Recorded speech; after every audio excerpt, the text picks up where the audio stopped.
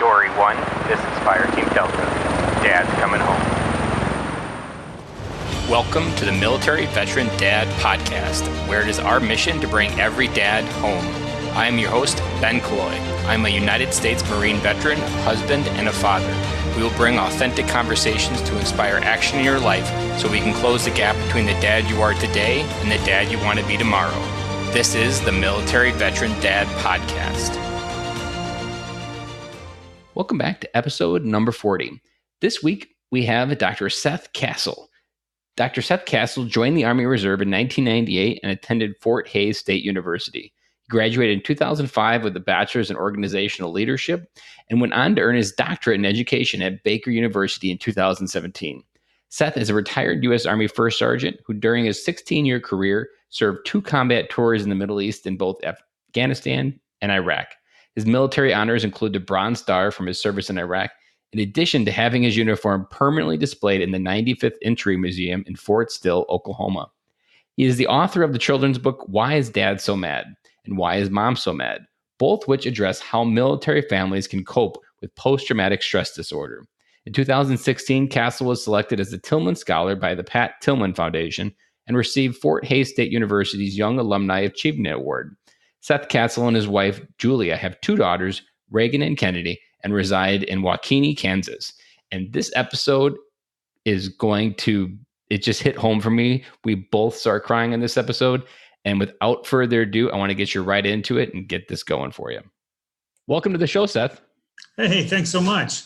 It is absolutely crazy of how I found you, that a Google search brought you into my life. And it was like you were meant to be in my life, writing a children's book. Go ahead a little bit, unpack about what your family looks like right now and maybe a little bit behind that children's book to start off. Okay, so I guess if you look at my family right now, I have a wife of 14 years named Julia, and Julia and I met in the Army, actually. I proposed to her on top of a bunker in Iraq in 2003. It's not Paris, but it works for us. We came home from Iraq. We were actually deployed in 2002 together to Qatar, and I went forward to Afghanistan, and she stayed in Qatar, and then we came home for about 4 months, and we both got deployed again in January 2003 for the initial invasion. And we were there till April 2004, and obviously we got engaged during that time. Came home, moved in together, and I'll skip over a lot of the stuff. We ended up having a daughter in 2009 and another daughter in 2013. So now I have a 10-year-old and 6-year-old daughter who are in 5th grade and 1st grade. And man, they keep us busy, and it's awesome. But as you're well aware, being a parent comes with its set of challenges no matter what. And sometimes being a veteran parent can make you have maybe another layer of challenges. Mm-hmm. And I suppose that's really the impetus for the book. Like I said, we came home in April of 2004. At that point in life, we deployed our first time. I was 20. I turned 21 in Afghanistan. I turned 22 in Iraq, and I came home like 2 weeks before I turned 23. So I almost had 3 straight birthdays overseas. I was 23. My wife was 25. We're still pretty young. Neither one of us had finished college. And, we moved in together. We came home because, like I said, we got engaged. And we came home. We moved into this lavish trailer house because that's just kind of where we were in life. We were finishing college, and I look back on that and I call that our trailer house from hell because it was some rough times in that. We were both, like I said, we'd been gone for about 2 years. We had been deployed almost consistently. And so we both had a lot to unpack after that amount of time. And hey, by the way, you're engaged now and you're living with this person that you've really only known in the desert, in a military working context and deployment context, which is wildly different than civilian life. And so on top of all that, we both had our issues that we were kind of dealing with from the last few years. And it was a struggle, and I still remember today, like where I was standing in that trailer house, the first time I felt it, like that I felt what I refer to in the book as like the fire inside my chest. Like we're having one of like 1,000 fights that we had during that time frame. I remember I was standing in our kitchen. I felt it in my chest, and I didn't know what it was. I knew that it was something different and something I'd never felt before. And, I would, through education, through counseling, like I would come to figure out, this is what PTSD is for me. And that feeling is something that would almost ruin my life. At one point, it would dramatically shift the trajectory of where I was going and the things I was doing. We made it through, though. We're fortunate enough we made it through. And at that point in life, it was just us. It was just me and her. We didn't have kids yet. And we definitely had our struggles, but we made it. And fast forward to like 2009, I look at that as a big marker in my life. And this is my oldest daughter was born, and she was born with a rare vascular disorder. And like no one really knew anything about it. And, when she's born, they're like, well, maybe she'll live 2 weeks. We don't know. Like, we don't know anything about it. And like now she's 10 and fine, right? But like when you're a first-time parent, that's terrifying. And,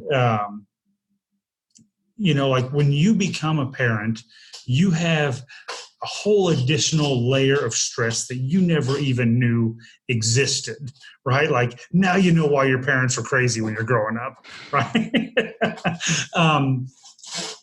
But so, and that's, that's kind of the thing with PTSD is that life is the ultimate trigger, right? Because you're experiencing the same things everyone else is experiencing. Life doesn't stop. Right. It just doesn't stop, right? It kind of affects your ability to deal with that in a sound way. And so like just the stress of becoming a parent, the stress of the unknown with what we were going through like that, that definitely took a toll on both my wife and I, as it would with anybody who's going through that. Right. And, in 2011, my best friend was killed in Afghanistan. We'd done 2 tours together. And after our second tour, our careers kind of went different ways. I became a drill sergeant. He became a Chinook pilot. And he was flying a special operations mission. And his Chinook was shot down by enemy fire. It was actually his largest loss of life. In the conflict to date still, if you remember hearing about the Chinook full of like 31 Navy SEALs, like he was the pilot. And I tell you, like that was a real tipping point for me when Brian was killed. And I'm sorry, I thought I was going to get through it. No problem. But and I look at it as things started I started to lose control a little more after that happened. And it's like all the typical like downward spiral behaviors. I was playing into that. I was drinking way too much. I remember I had a job that I didn't particularly like, and my commute was an hour and 20 minutes, and I was miserable at work. I remember like I got beer one day before I left work, and I came home.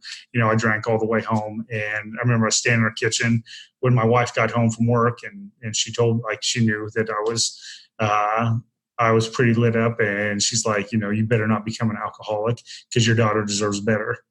And like that was, talk about a kick in the gut, right? Mm-hmm. Like a reality check. Like that was a very impactful day for me.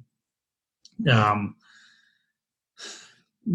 was around that time that I was at a party with a friend, and this guy, he was my mentor in the Army. He was my squad leader from the time I was a private. We went through both deployments together, and he's the one that like I credit to teach me how to be an NCO. Something I have tremendous respect for. And this was a number of years after our deployments, and I had done 2 deployments. He had ended up doing a couple more after that, as had some of my other friends. And, with alcohol, when you put that in the mix, I had a bad night, as I suppose that happens to people when you put something as volatile as alcohol into the mix. and he was there, and we ended up talking all night. And, and he told me, he's like, after our third deployment, he's like, Luke, one of my other buddies and him, like, we had to go start seeing someone. And it's like, like that kind of made it okay for me, because it was someone that I respected so much. Like, it wasn't just like, hey, you're not man enough to deal with this junk.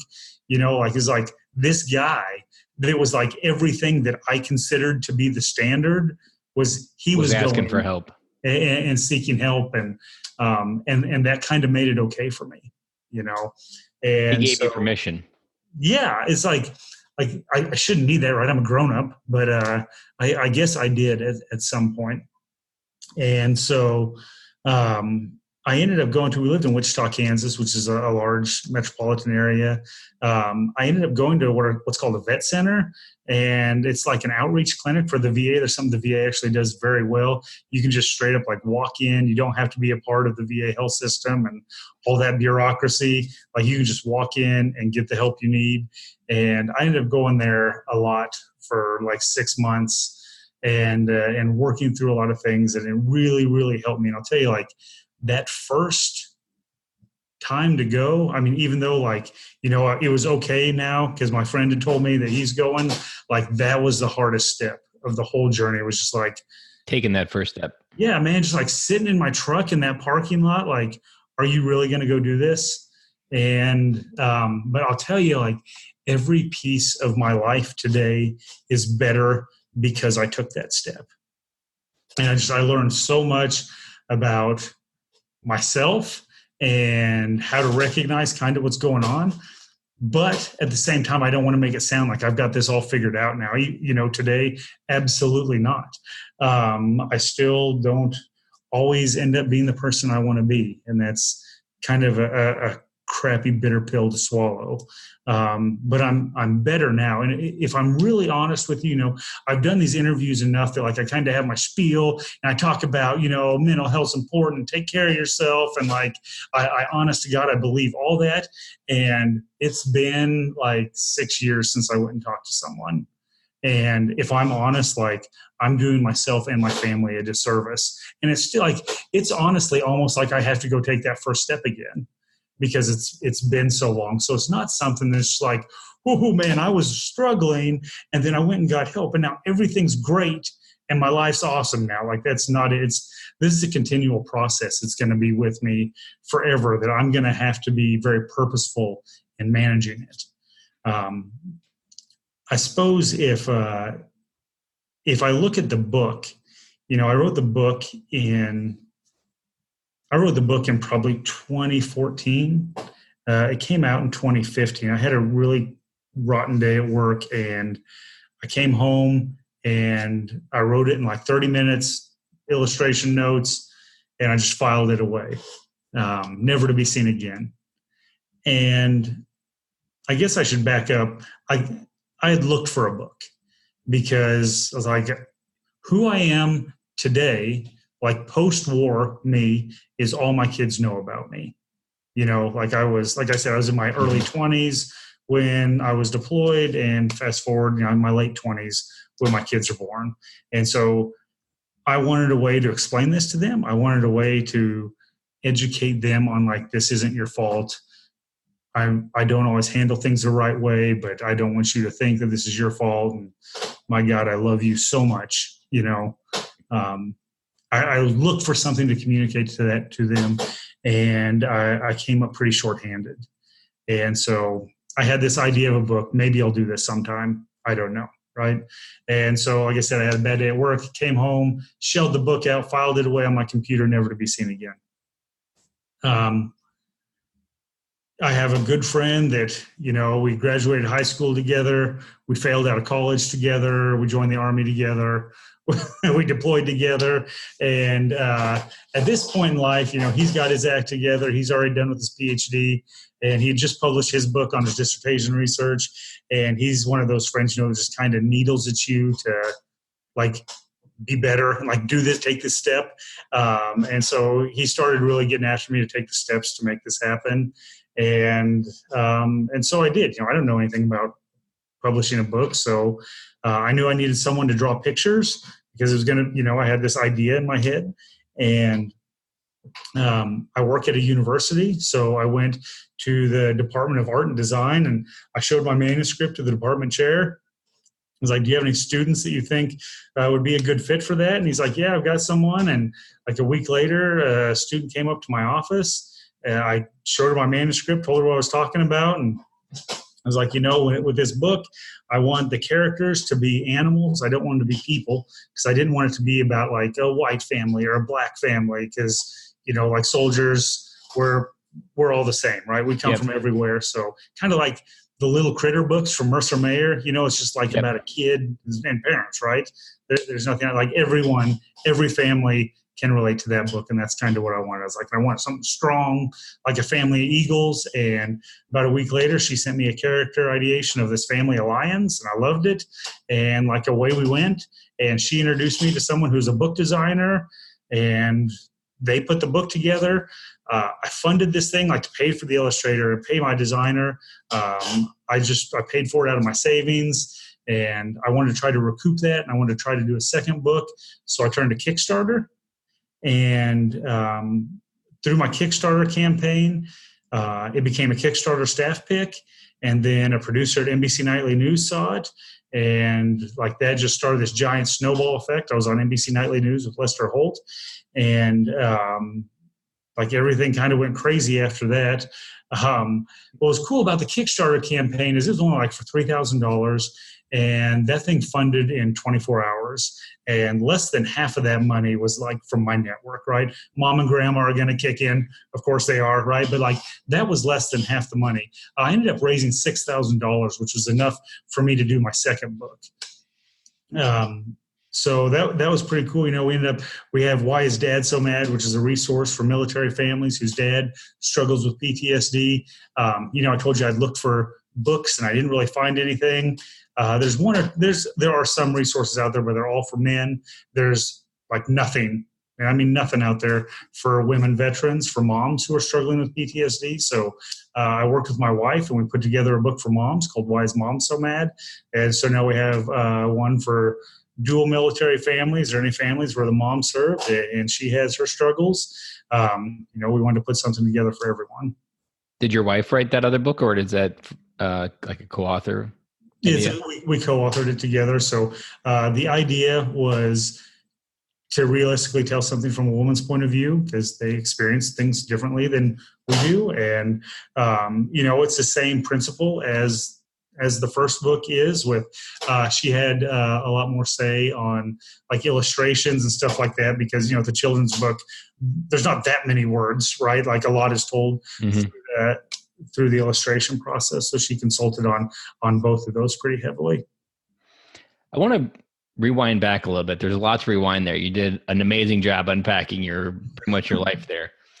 There was one, I've never heard it described, and I didn't go to war, so a lot of this description is new to me.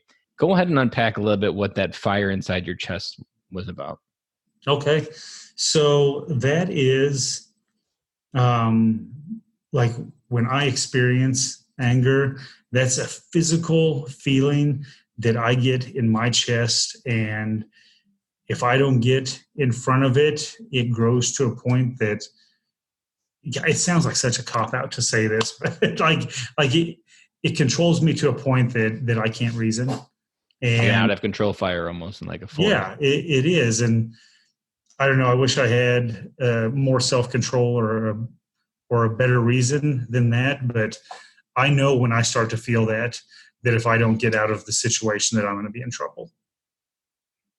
So that awareness to that didn't happen probably initially. As you look back at that understanding, is there anything that awareness has helped you unpack further on your PTSD? Like once you started to figure out this fire trigger and this burning in your desire in your chest to feel angry, what was some of the next steps you did to try to work through that and put a fire extinguisher to it, or at least keep it manageable? Man, just managing the situation. And if you feel that it's not going to be something that you can keep your hands wrapped around, to remove yourself from the situation, and like I said, that I learned a lot when I went through counseling and stuff, and just self-awareness is so vitally important to try to manage this, and understanding yourself and what your triggers are. And, if it's feeling disrespected or feeling attacked or whatever it is for you, understanding, and especially like if you're married, like having a spouse that understands that, helps a lot. Mm-hmm. When you started to become aware, and I agree, the awareness is key there. And I feel like the hardest part to all of this is, as a member of the military, they program you to keep your emotions on lockdown. But as that fire's burning inside your chest, there's a pile of emotions that your instinct and training as a member of the military tells you to suppress. But as you go through counseling, you learn to figure out what those emotions are telling you. And I'm a big believer in that emotions are meant to you're meant to sit in them almost. You're meant to feel them. You're meant to understand what their triggers to help you understand what's going on in your life. But everything about the military tells you to keep them suppressed. And maybe is that a little bit related to like that fire where you just weren't allowing yourself to feel anger almost, but then Yeah, anger was what happened without really being aware of it? Man, I tell you, I told that story really fast, but I'm talking about from the time I came home, it was 10 years before I went to counseling. Like, that's a lot of time of just struggling, not understanding what's going on, and just being subject to something that I didn't understand. Um, one thing that they had said when I went through counseling, like, this is just like you're programmed for fight or flight. And so now whenever you're under a situation that triggers you in any way, like, that's where your body goes. It is straight to the fight or flight. And that's not needed in Waukene, Kansas, when me and my wife are having a disagreement about the dishes or whatever stupid thing that married people fight about, right? Mm-hmm. Maybe this is an interesting question. You might have to think about it a little bit. If you could time travel and leave a note on the table for your younger self when you first got out, what would you put on that note? Wow, that's a big one. You only have one piece of paper, one little small sticky note for your younger self to find. Man, take care of yourself. Like,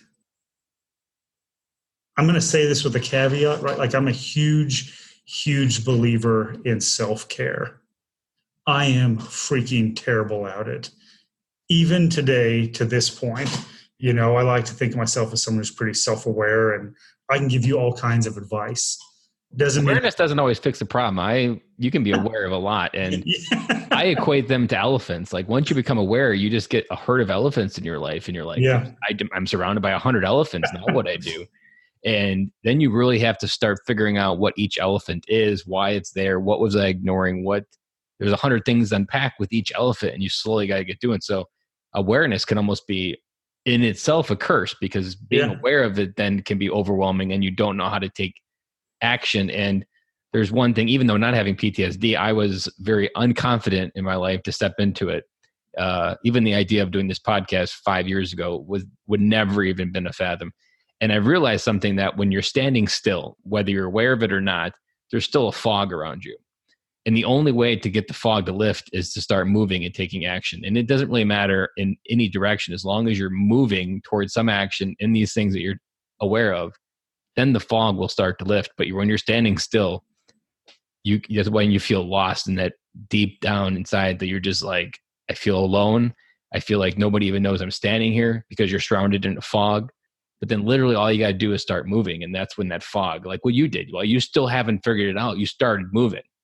Yeah. And just in the little bit that you moved, look what happened. And if you keep moving, imagine what will happen as you keep growing. But when you stop, that's when it all kind of recoils back and becomes overwhelming. Absolutely. Even if you are aware of it.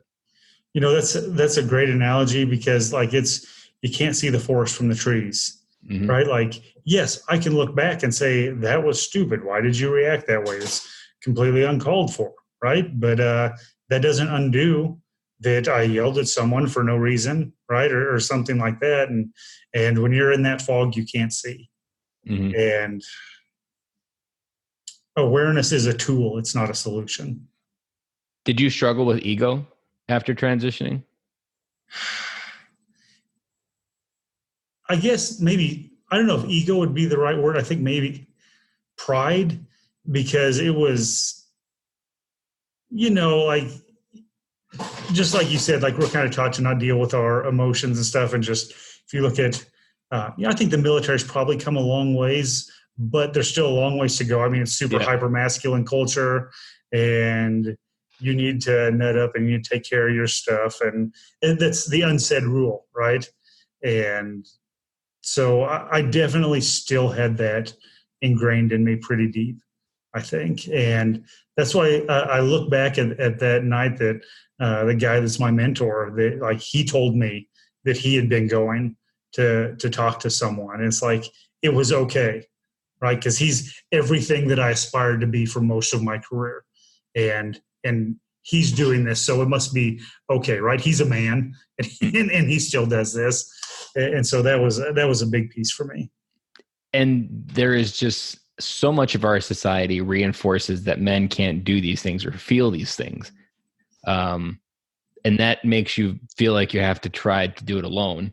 And ego and pride, I feel like, are the same thing in a little bit, because when I think of ego, I think of trying to position yourselves in a way that someone's not going to figure it out.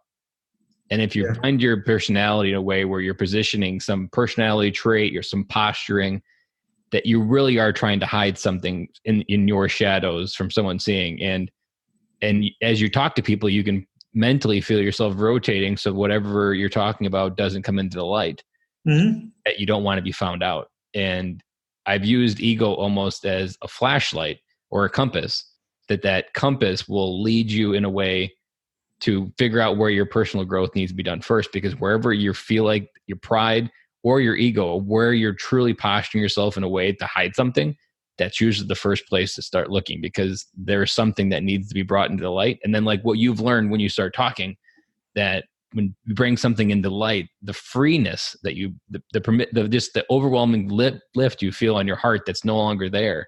It's almost like Superman, where you get power from being directly connected with the sun for Superman. It's what you got to have. Almost like, I used to start going for walks like 3 years ago, and I would be going for a walk in the morning and the sun would be coming up. I would just feel like $1,000,000 because I was just feeling that light on my soul, my body. And the same thing happens when you start talking about some of this stuff, that you just bring that shadow out into the light. And what you've learned, the more vulnerable you are, the more people are attracted to you. That vulnerability is a missing piece to our society that nobody actually talks about, but it's the one thing that makes people connected, and connects people on almost a soul level, that you can bond with someone in a way that makes them cry in the first 3 sentences that you say to them, if you arm the right 3 sentences.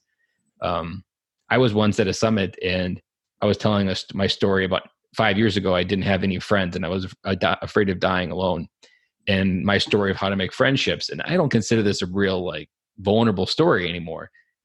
And after I got done, a dad came up to me and he instantly started crying. And I didn't have to say anything. I was just giving him a hug. And that moment happened just from me sharing, and I didn't have to say a word for him to connect with me. And the same thing happens with you when you start talking about it. Yeah, and that's part of what spurred me to do the book, right? Is like, I know I'm not the only one, right? I knew that without a question, and I knew there was other people that could benefit. And I think when you talked about the posturing piece, like that's pretty deep, man. That's good stuff. I'm a deep thinker. It's a curse and a blessing. I, in my career, like I wasn't a professional tough guy in the Army or anything like that, right? Like, I was in logistics. Like, we spent, my Iraq tour was spent running convoys, and like, I lived, if you will, on a fob. I mean, we did convoys all the time because it was early in the war, and we were in a distribution company. But like, by all measures, like, you were a Marine, right? I don't know what Marines call it, but like the Army calls them like pogues, right? Person other than grunt, right? And so, like, I didn't feel like, because I wasn't kicking in the doors, that there's no way that this is what's wrong. But you still feel the need to posture yourself. Oh, for sure. Yeah, exactly. I'm almost 40 stinking years old. I haven't been in the Army in like 5 years, and I'm still like, I still kind of feel that way. They talk about the Marine Corps. The Marine Corps has these damn commercials that make people look like that this is how you should be. And I remember telling a friend that I cry, and he's like, that's not what Marines do. And I'm like, I hate to burst your bubble, but I'm a big crier and I was a Marine. And trying to posture myself as that Marine that everybody thinks of, that's what I spent a lot of my first years trying to do, because that's what I felt like I needed to be. And so I didn't posture myself in a way to like, I was posturing myself a way to not be that lonely, emotional guy that wasn't comfortable with crying in front of people. And now I have a podcast. I openly admitted on it. And I remember in Okinawa watching Extreme Makeover with the door closed, because when the bus moved, I bawl my eyes out every single time. But I had the door closed because I didn't want anybody to walk in and see me crying my eyes out. Now I'm comfortable. I wouldn't care. But back then, that wasn't something that you wanted passed around in the platoon, that you cried in the bus moved at Extreme Makeover. Right. Yeah, man. I went through my career, and like I said, I became a drill sergeant, right? So I'm like embedded with all these hardcore combat arms guys. I'm like, these guys are where it's at, right? Like if they're dealing with it, like I don't even know what they're dealing with, right? I'm like, you need to suck it up, guy, because these guys are going on with their life and they had it much worse than you.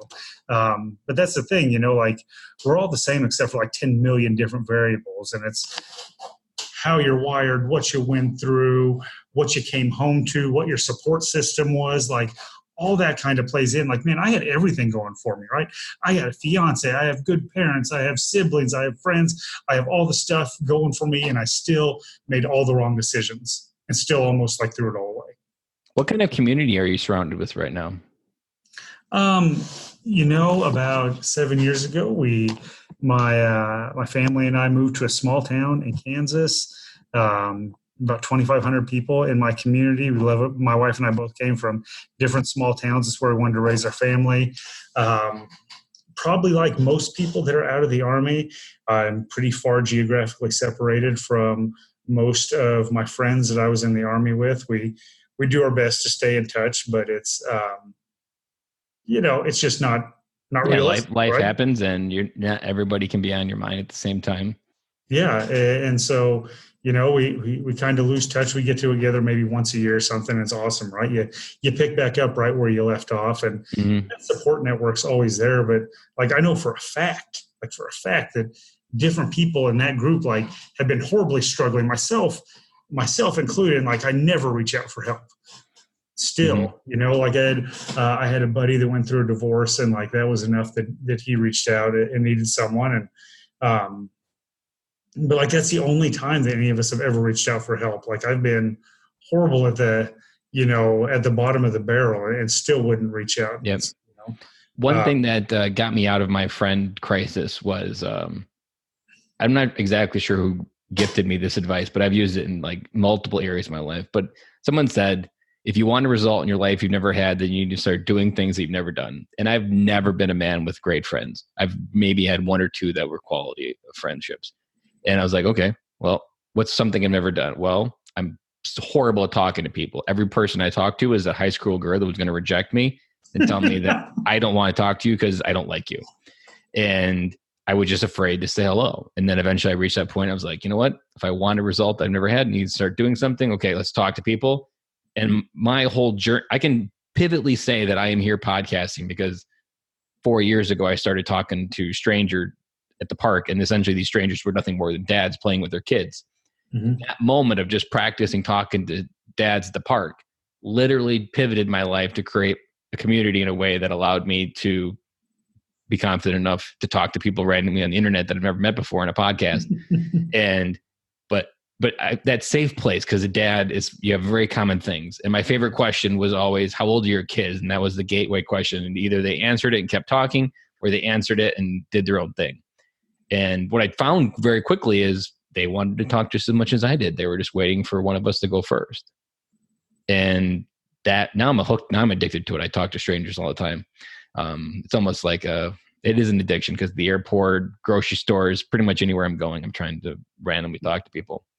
But that community is what I think, what we suck at as veterans is creating it on the other side, because what I've learned looking back is that for 3,000 years, men survived in the form of tribes in some shape or fashion. And in the last 100 years, we thought we could do it alone, whether you're civilian or veteran. Mm-hmm. And there's just too much that life gives you to try to carry the weight on your own. And you need that tribe to share the load. And that's community is one of those things that I feel, even if you start talking about it, you still need community because the feelings don't stop, they continue. And you need that support structure to keep sharing the load with each other, because some people are going to be at a high one day, another person will be at the low, and it's going to switch. And that's what you need in the community. Yeah, man. You know, like I said, we were in a small town, pretty much geographically separated from like all our military friends, but like through parenting, like I've got some great friends here, and it really makes all the difference in the world, right? Friday nights we're going to go up to the local watering hole and eat fried bologna sandwiches and drink fishbowl beers for $1.50 and just decompress for the week while our kids play video games. And like, that's awesome. Those are key, that because if you don't have that, if you don't have friends, you don't have your marriage, you don't have your career, these are the parts of the wheel that start breaking. And when those start breaking, you literally fall in a pit that you don't see a way out of. And if you don't have a community to throw you a rope when you need it, that's when you take your own life. And that's when the voice inside your head says that your family is better without you. Yeah, no, that's for sure. I want to circle back. You talked about tribe. I want to throw it out to you and any listeners. The book by Sebastian Junger, Tribe. I don't know if you've ever read it. It's a real quick read. It is fantastic. And it talks about a lot about why people struggle so much when they came home. And it's because of they're missing the tribe piece. He goes about, talks a lot about Native Americans, and they have full ceremonies and this giant process for their warriors after they come home from war. And like for us, it's just like, okay, here's donuts and coffee. Yeah, go have a nice life. Thanks for your service. But we don't have that, and that's a large part of what we miss. And I can imagine when you went through that 10-year spat without dealing with it, community was probably the last thing you wanted to even think about. Yeah, I mean, I became super antisocial, and like when you're younger, you like to go to parties and do that stuff. And like I was 24, I came home, like you couldn't pay me to go be in a giant room with a bunch of strangers. You need to talk to people to cancel. The moment you say something stupid or crazy, your brain cancels it out and says, oh, that was something stupid and crazy. But if you don't ever get those thoughts out, they eventually come to the conclusion that your family is better without you. Like there's no invalidation of that word. Like I feel like once you tell your brain to speak that word, then like you can hear it and you're like, well, that was the dumbest thing I've ever said ever.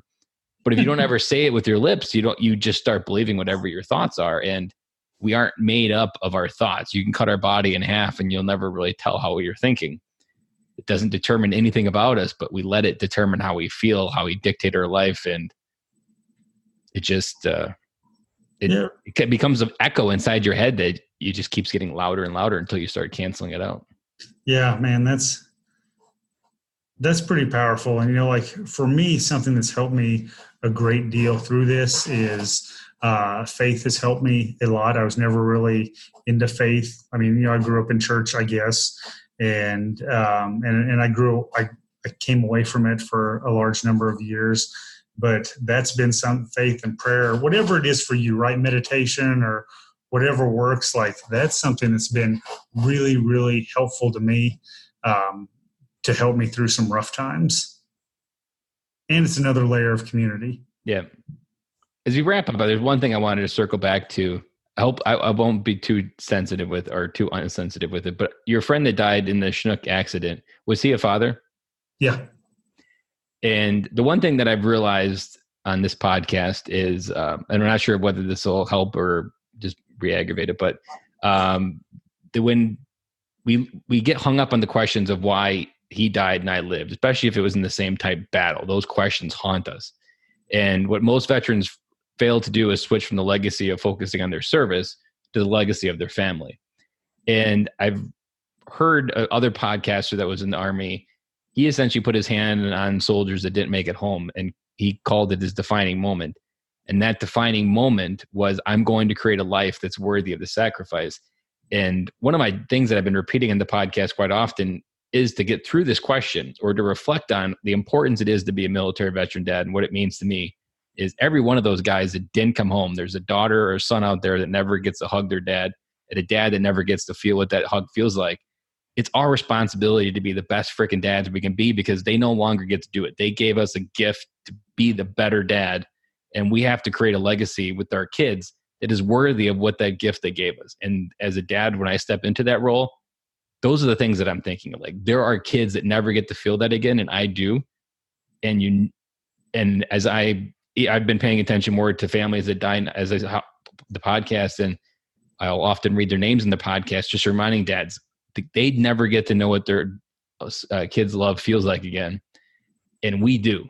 And we need to wake up, come home, work through these things, do what we need to do, because there's people out there that never get to feel that. And every day that we're not being dads and coming home, we're leaving so much on the table. Man, that's good. Thank you. It's a good reminder. That's good motivation. And every time I'm getting choked up with you here, so I'm going to lose it. I am too. But every time there's someone on the news, or there was one this summer. He was a 21-year-old and his wife was 6 months pregnant. And it's just like, that son will never know who his dad is. And he died in Iraq, and that happened. And it's up to the people still left to use everything that the military gave us to create the biggest freaking dent in the universe that the military's ever seen. Because what you've learned and what I've learned, these are all things that our kids can learn and create a much bigger life than we've ever imagined, with our tools, with our experiences, with our adventure. We are the best. We have the most strongest toolbox to give our kids the best life possible. And we just need to show up, come home, and really rock it. And just remember the dads that don't get to come home, and create a legacy worthy of that sacrifice and gift they gave us. That's good. Thank you for that. And I could tell when you were talking about it that it was still bothering you. And that's one way that I've really worked through and framed it. And just, it gives me a lot of power now to just be a better dad, knowing that and framing it that way. In my defining moment, even you think of that question of what your defining moment is, if someone didn't come home, that's your defining moment, because they gave you a gift to define your life in a completely different way, in a radical way. And I mean, I go back, my defining moment is when I almost went in the Air Force and I went in the Marine Corps instead. And from that moment forward, I've measured I got out of the Marine Corps because I felt like I was meant for bigger things, and I've kept pushing that. And I'm getting closer and closer to what that is now. But that's all been because I've been reflecting that moment and just continue to go forward. And I mean, my first 10 years when I first got out, I didn't even want to talk about the Marine Corps. If someone figured it out, it'd be fine, but I avoided it. But now I'm owning it. Now I'm taking all my skills. Now I'm taking my adventure. I'm taking my experience of living in Okinawa and experiences. And even PTSD. There was a guest, I can't think of his name right now, but his wife was diagnosed with brain cancer during his transition out. She survived and she's in remission, but we were talking about it, that in some ways his PTSD helped him prepare and be a stronger father and husband in that moment, because a lot of what PTSD is just accelerated growth in a short amount of time that you may have taken a lifetime to learn. And these are things that we slowly unpack what this growth meant to us and what it did teach us. We can pass it on and reuse those wrenches that it gave us. So even PTSD, I've heard it reset as post-traumatic growth disorder. It's just an accelerated amount of growth. And you just kind of have to work into those bigger shoes that you have now. Yeah, no, there's definitely a lot of growth opportunity there, but it's freaking painful, and you have to be super purposeful, and you have to have a reason to work through it. And if you focus on that, the dad doesn't coming home, that kind of just gives it all purpose and power to really just challenge yourself to figure it out and wake up every day. And remember, someone doesn't get to wake up every day and hug their kids like you do. Yeah. And when you think of the brotherhood that we have, every time I get a news or an email saying someone died, and I spend extra energy to find out if they were a dad, it just hits me so hard, especially not having this podcast. I'm 40, you're episode 40. And the hardest episode I've done was a Marine that got transitioned out. He fell into the pit and didn't come out of it. And he ended up killing himself with his daughter sleeping 10 feet away in the other room. And she was 3 years old. And she taught me a valuable lesson, because I interviewed his wife or ex-wife or his spouse now. And she's like, the pain doesn't stop. The pain is just passed on. So like it doesn't, whatever you're feeling inside, no matter what solution you have, the only way out is through talking, community, working through it. because the other choice is the easy way out, but you don't actually stop anything. You really just leave a scar in someone's heart that never goes away. So as we wrap up this interview, is there anything that you want to leave as a parting piece of advice for military veteran dads? If you could wrap all of your wisdom in one nice gift wrapped package. Mental health is important. It's real. Being a man means swallowing your pride and doing what's best for your family. And so take that first step. Every part of your life will be better because of it. And continue taking steps. The first step isn't enough. Continue to keep taking steps. That's a good one. I like that. Well, Seth, this was exactly a perfect episode. We've never really gone into the weeds on PTSD. And this was a perfect episode. We'll include the links for the books in the show notes. So if you want to check out those books on Amazon, Why Daddy is Mad, or the titles, we'll include those there. And I can't wait to get this episode out there and start bringing a few dads home, because I am positive that this episode will be a nuke on any dad having any of the words PTSD passing through their heads, because you were extremely vulnerable, and that vulnerability is given a gift to other dads to go first and share what they're feeling inside. Thank you so much, man. Thank you for this opportunity and for everything you're doing to serve our community. Well, thank you, Seth, and we'll talk soon. All right. Thanks, brother. That's a wrap. And thank you for listening to today's show, and I really hope you enjoyed it. The lifeblood of any new podcast are the reviews. If you haven't reviewed the podcast yet on iTunes, I would really appreciate it, and you will help us get the message out to even more military veteran dads. As John Maxwell says, if there is hope in the future, there is power in the present. Dads, it's time to come home.